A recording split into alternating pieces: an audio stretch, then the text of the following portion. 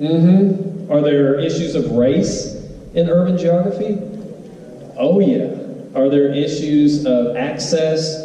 For example, in a city, who is more likely to be killed by a car? Who's more likely to be killed by a car? A pedestrian. What kind of pedestrian? Nope. Tends to be poor minorities. Why? Poor female minorities. Why?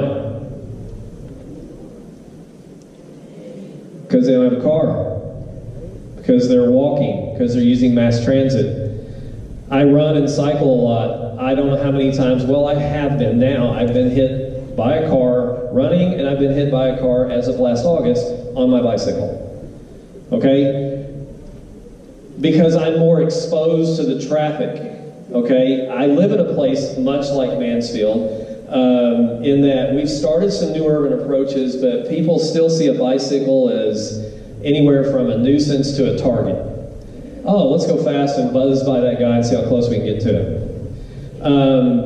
Okay, so the more you're exposed to the traffic, the more likely you are to be killed by an automobile. And the poorer you are, the more likely you are to be killed by an automobile because you're out of your car. I mean, you don't have a car. And so therefore you're using public transit. You are walking in high traffic areas.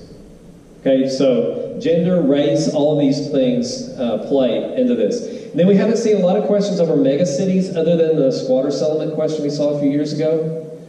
So I would be looking for things on megacities. How many megacities do we have in the United States?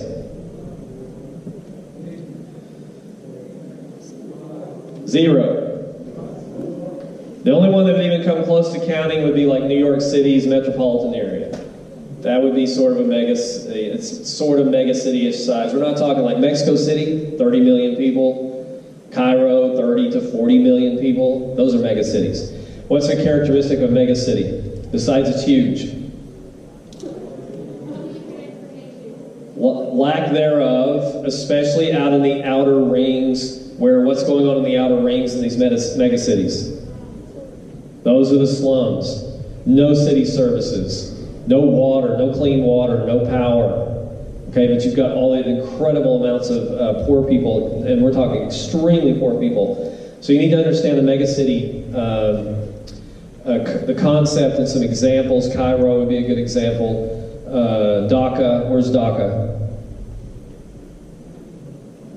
Bangladesh.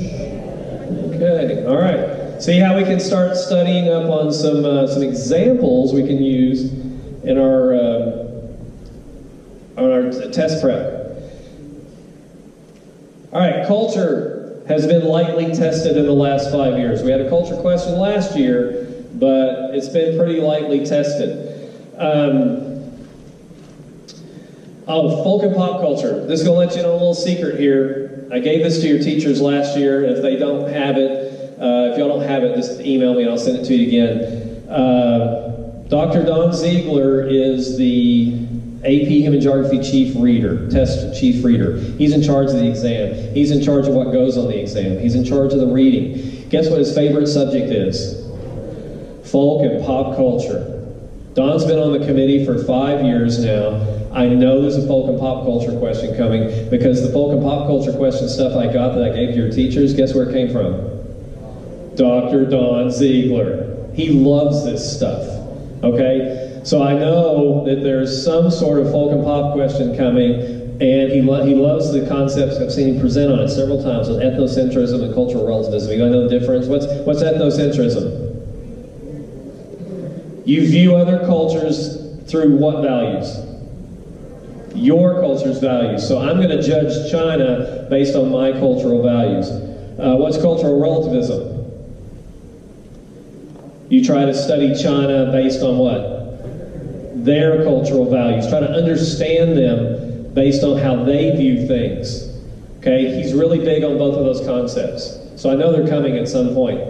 I had one up here last year on nations and nation states. It came true. That was the Canada question. He asked about nation and nation states last year. He's way into that as well.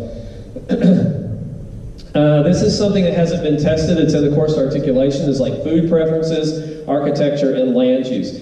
Cultures use land differently. Cultures have different food preferences and taboos. What's a food taboo?